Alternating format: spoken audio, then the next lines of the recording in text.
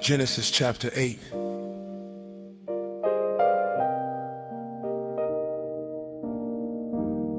But God remembered Noah and all the wild animals and the livestock that were with him in the ark.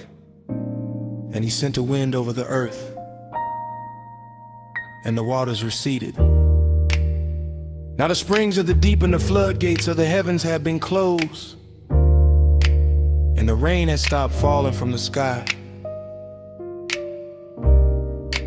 The water receded steadily from the earth.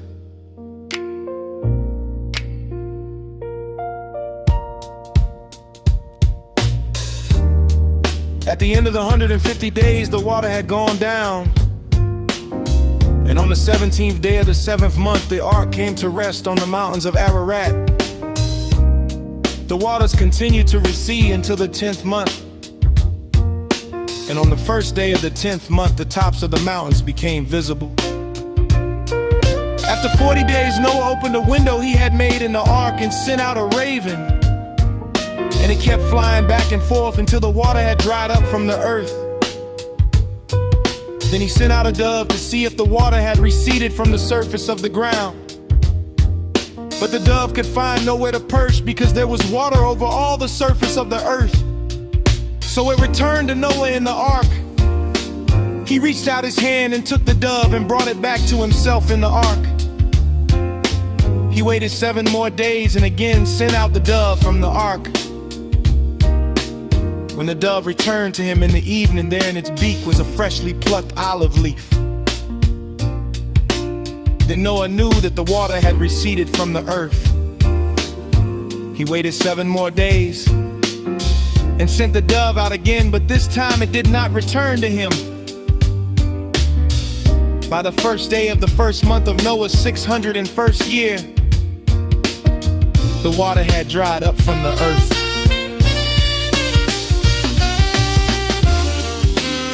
Noah then removed the covering from the ark and saw that the surface of the ground was dry. By the 27th day of the 2nd month, the earth was completely dry. Then God said to Noah, "Come out of the ark, you and your wife and your sons and their wives. Bring out every kind of living creature that is with you, the birds, the animals, and all the creatures that move along the ground, so they can multiply on the earth and be fruitful and increase in number on it."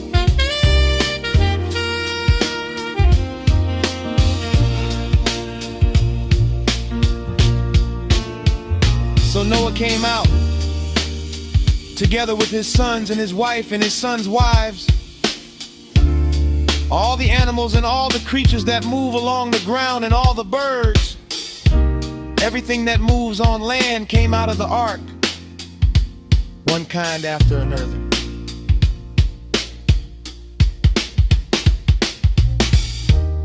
Then Noah built an altar to the Lord, and taking some of all the clean animals and clean birds, he sacrificed burnt offerings on it.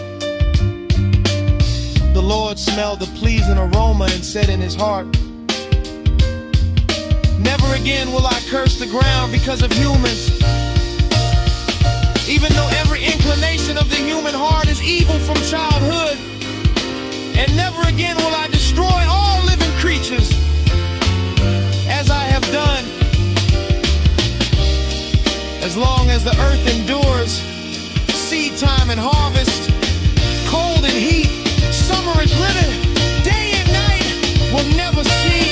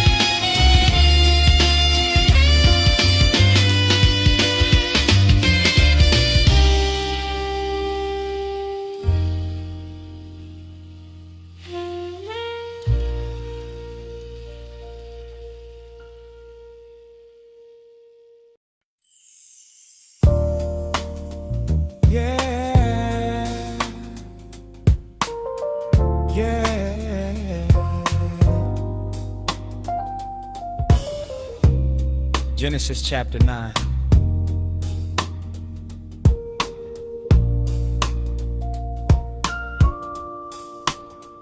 Then God blessed Noah and his sons, saying to them, "Be fruitful and increase in number and fill the earth. The fear and dread of you will fall on all the beasts of the earth, and on all the birds in the sky, on every creature that moves along the ground. And on all the fish in the sea, they are given into your hands. Everything that lives and moves about will be food for you. Just as I gave you the green plants, I now give you every grape. But you must not eat meat that has its lifeblood still in it. And for your lifeblood, I will surely demand an accounting. I will demand an accounting from every animal. And from each human being too, I will demand an accounting for the life of another human being. Whoever sheds human blood, by humans shall their blood be shed. For in the image of God has God made mankind. As for you, be fruitful and increase in number. Multiply on the earth and increase and farted."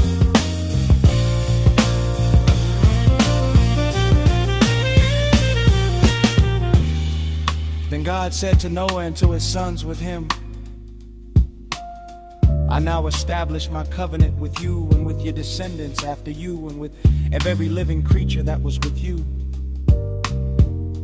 The birds, the livestock, and all the wild animals, all those that came out of the ark with you, every living creature on earth. I establish my covenant with you. Never again will all life be destroyed by the waters of a flood. Never again will there be a flood to destroy the earth." And God said, "This is the sign of the covenant I am making between me and you and every living creature with you. A covenant for all generations to come.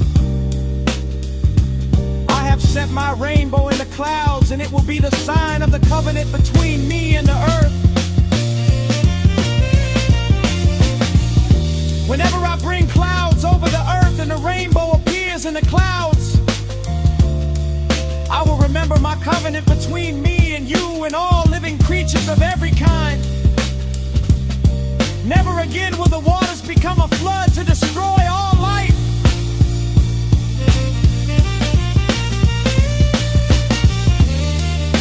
Whenever the rainbow appears in the clouds,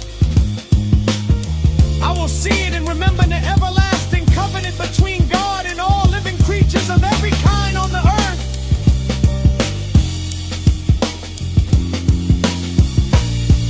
So God said to Noah,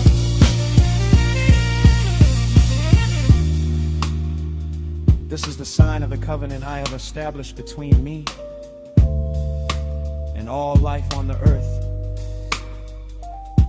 The sons of Noah who came out of the ark were Shem, Ham, and Japheth.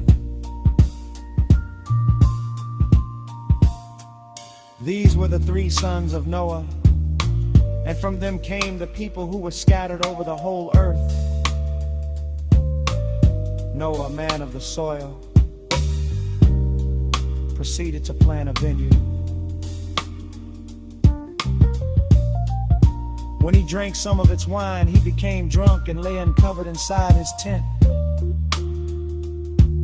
Ham, the father of Canaan, saw his father naked and told his two brothers outside.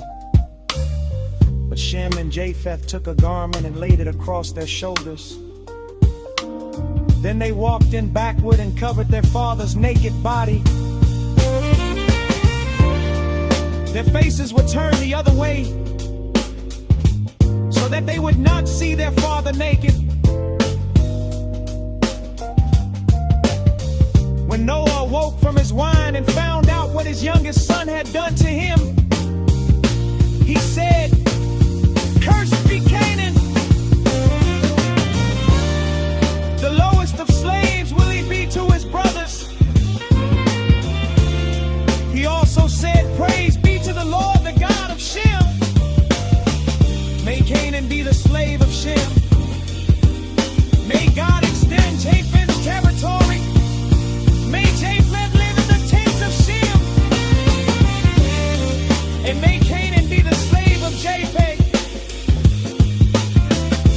After the flood, Noah lived to be 50 years. Noah lived a total of 950 years. And then he died.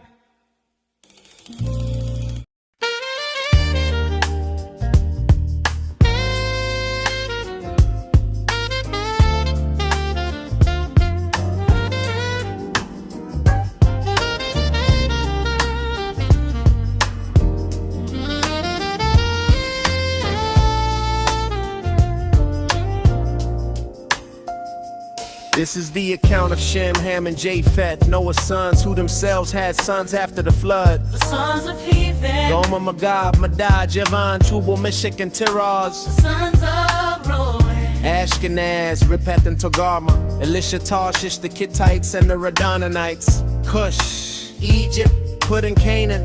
Seba, Havilah, Sabdarama, and Sabdeka. Sheba and Dedan. Cush was the father of Nimrod, who became a mighty warrior on the earth. He was a mighty hunter before the Lord. That is why it is said, like Nimrod, a mighty hunter before the Lord. The first sinners of his kingdom were Babylon, Uruk, Akkad, and Calneh, and Shinar. From that land he went to Assyria, where he built Nineveh, Rehoboth, Ir, Calah, and Rezin, which is between Nineveh and Calah, which is the great city. Egypt was the father of The Ludites, Anamites, Lehabites, Nephthalites, Pathrusites, Casluhites, whom the Philistines came. and Captorites. Canaan was the father of Sidon, was firstborn, and of the Hittites, Jebusites, Amorites, Girgashites, Hivitites, Zinites, Hammonites, Semarites, and Hamathites. Scattered in the borders of Canaan, reached from Sidon toward Gerar as far as Gaza, and then toward Sodom, Gomorrah, Admah, and Zeboim as far as Lasha. These are the sons of Ham by their clans and languages and their territories and nations. Sons were also born to Shem, whose older brother was Japheth. Shem was the ancestor of all the sons of Eber, Elam, Ashur, Arphaxad, Ludan, and Radam. Oh, Gether and Meshach, Arphaxad was the father of Sheba. and Shelah the father of Eber. Two sons are also of Eber. One was named Peleg because in his time the earth was divided. His brother was named Joktan. Joktan was the father of Amodad, Shelef, Hazam, Avet, Jerah, Hadorah, Muzal, Dikla, Obal, Abimael, Sheba, Ophir, Havilah, and Jobal. all these were sons of Joktan. The region where they lived stretched from Mesha towards Safar in the eastern hill country. These are the sons of Shem by their clans and languages and their territories and nations. These are the clans of Noah's sons, according to their lines of descent. Within their nations, From these the nations spread out over the earth after the flood.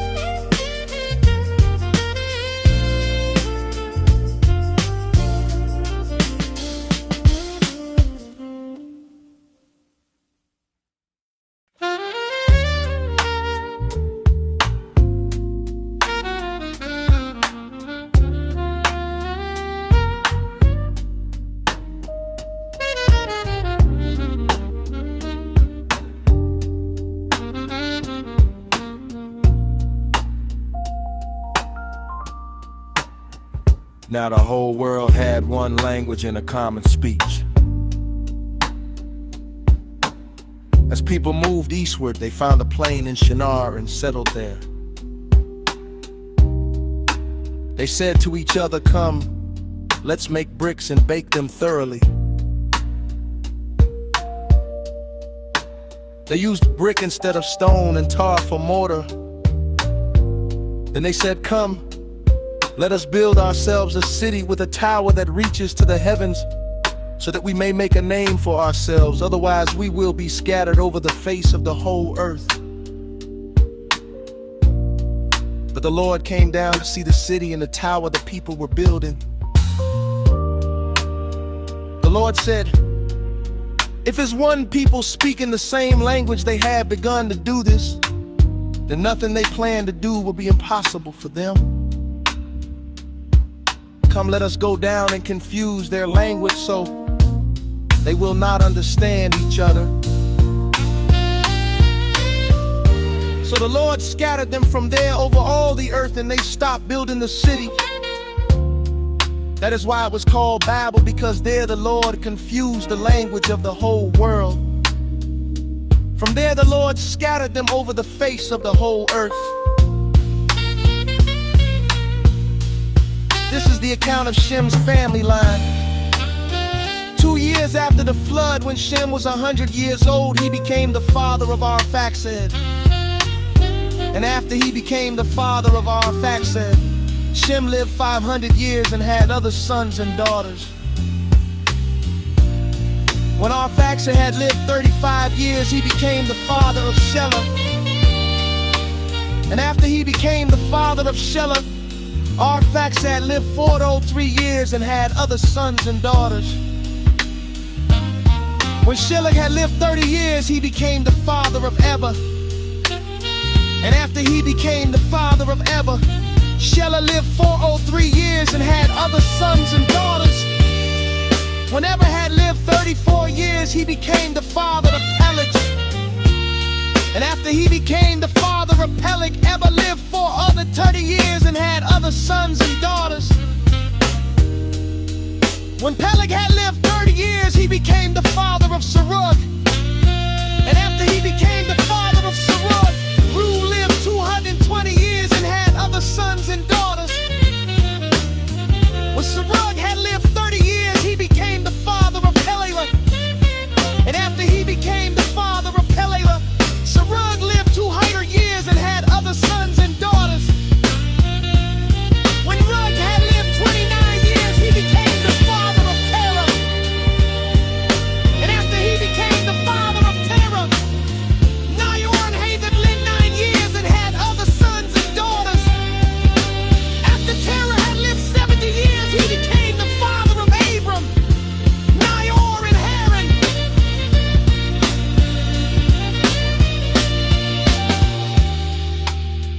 This is the account of Terah's family line. Terah became the father of Abram,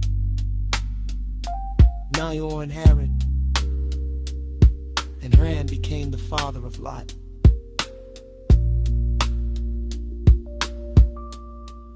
While his father Terah was still alive, Haran died in Ur of the Chaldeans, in the land of his birth. Abram and Nahor both married. The name of Abram's wife was Sarai, and the name of Nahor's wife was Milcah. She was the daughter of Haran, the father of both Milcah and Iscah. Now Sarai was childless because she was not able to conceive. Terah took his son Abram, his grandson Lot, son of Haran, and his daughter-in-law Sarai, the wife of his son Abram, and together they set out from Ur of the Chaldeans to go to Babel. But when they came to Haran, they settled there. Terah lived 205 years and he died in Haran.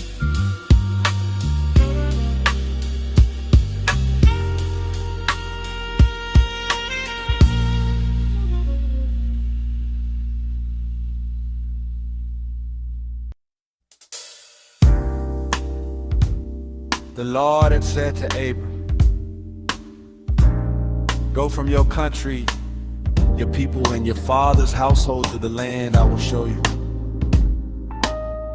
I will make you into a great nation, and I will bless you. I will make your name great, and you will be a blessing. I will bless those who bless you, and whoever curses you I will curse, and all peoples on earth will be blessed through you." So Abram went, as the Lord had told him, and Lot went with him. Abram was 75 years old when he set out from Haran.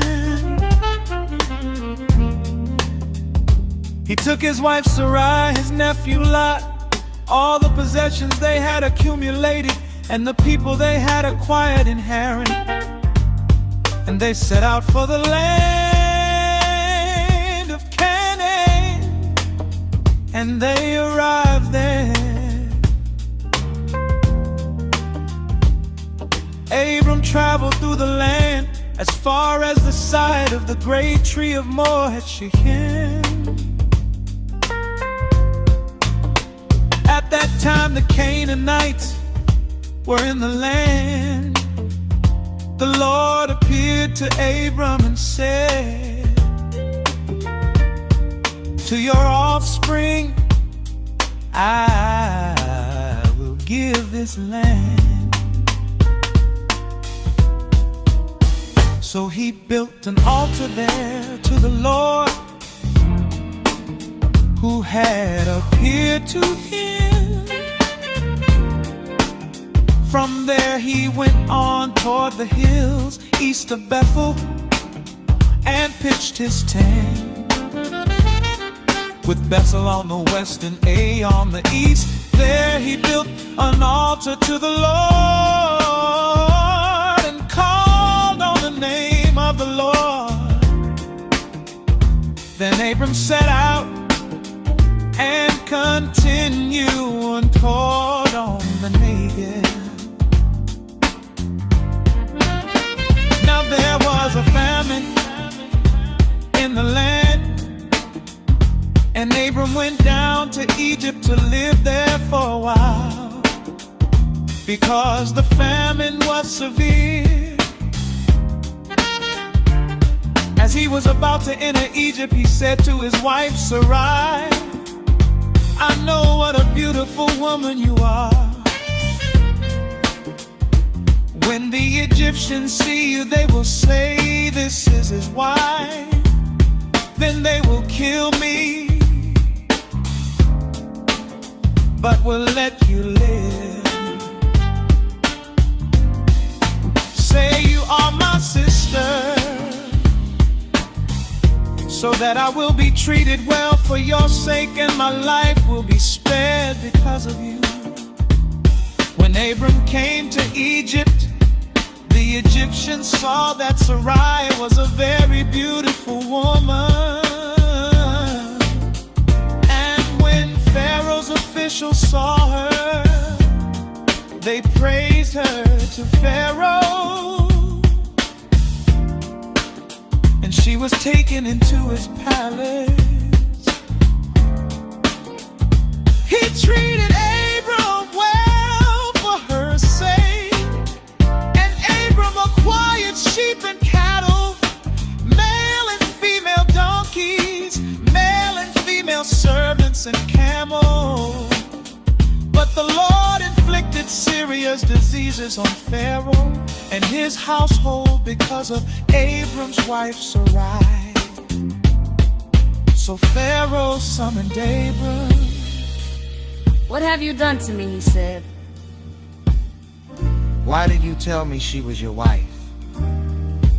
Why did you say, 'She is my sister,' so that I took her to be my wife? Now then, here is your wife. Take her and go." Now Pharaoh gave orders about Abram to his men, and they sent him on his way with his wife and everything he had.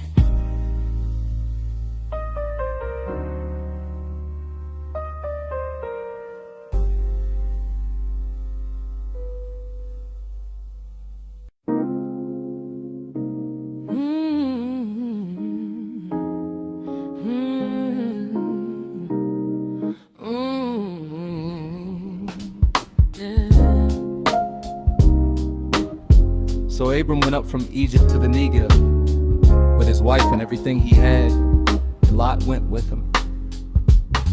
Abram had become very wealthy in livestock and in silver and gold. From the Negev he went from place to place until he came to Bethel, to the place between Bethel and Ai, where his tent had been earlier, and where he had first built an altar. There Abram called on the name of the Lord. Now Lot, who was moving about with Abram, also had flocks and herds and tents. But the land could not support them while they stayed together, for their possessions were so great that they were not able to stay together. And quarreling arose between Abram's herders and Lot's. The Canaanites and Perizzites were also living in the land at that time. So Abram said to Lot, "Let's not have any quarreling between you and me, or between your herders and mine, for we are close relatives. Is not the whole land before you?"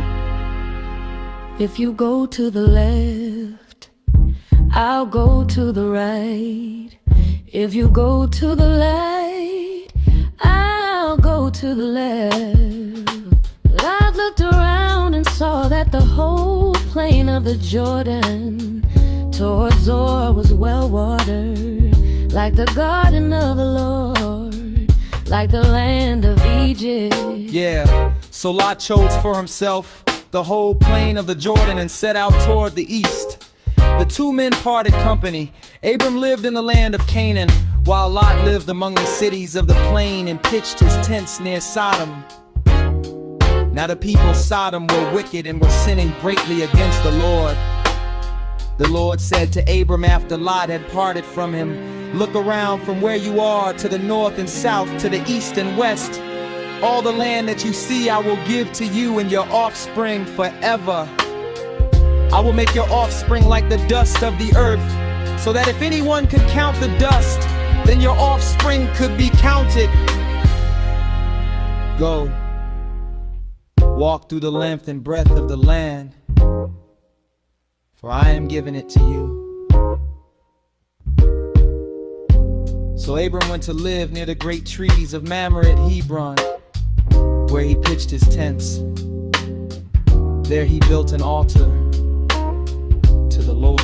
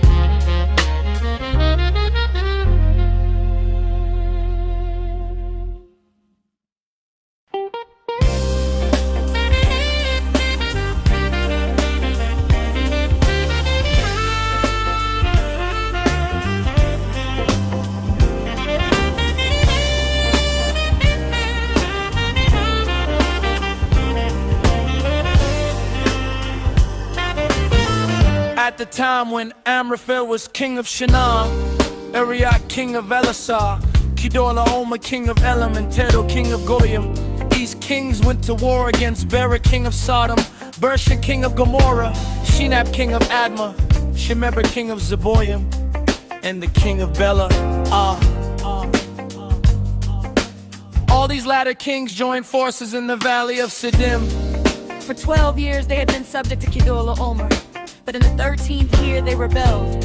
In the 14th year, Kedorlaomer, the kings allied with him, went out and defeated the Rephaites and Ashereth Karnaim, the Zuzits and Ham, the Emites and Shave, the Kiriath Haim, and the Horites in the hill country of Seir, as far as El Paran near the desert. Then they turned back and went to En-Mishpat, and they conquered the whole territory of the Amalekites, as well as the Amorites who were living in Hazon Tamar. Then the king of Sodom, the king of Gomorrah, the king of Admah, the king of Zeboim, and the king of Bela marched out and drew up their battle lines in the valley of Siddim against Kedorlaomer, king of Balaam, Tidal, king of Goyim, Amraphel, king of Shinar, and Arioch, king of Elasar, 4 kings against 5. Now the valley of Siddim was full of tar pits, and when the kings of Sodom and Gomorrah fled, some of the men fell into them and the rest fled to the hills. The 4 kings seized all the goods of Sodom and Gomorrah and all their food.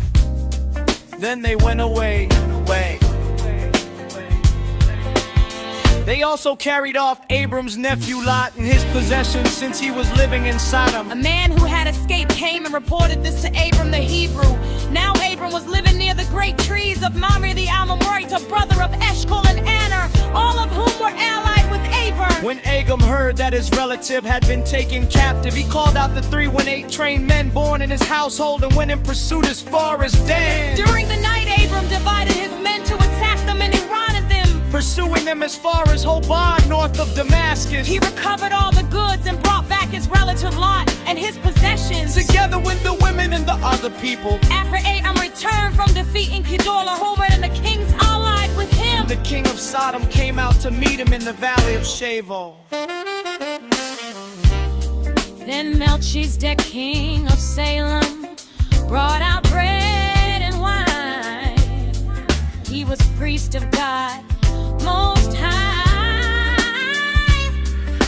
and he blessed Abram, saying, blessed be Abram by God Most High,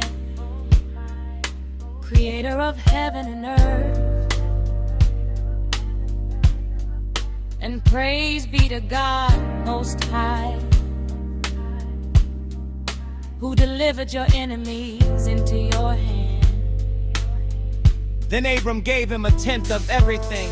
The king of Sodom said to Abram, give me the people and keep the goods for yourself. But Abram said to the king of Sodom, with raised hand I have sworn an oath to the Lord, God Most High, creator of heaven and earth, that I will accept nothing belonging to you, not even a thread or the strap of a sandal, so that you will never be able to say, I made Abram rich. I will accept nothing but what my men have eaten, and the share that belongs to the men who went with me to Eshcol and Mamre. Let them have their share.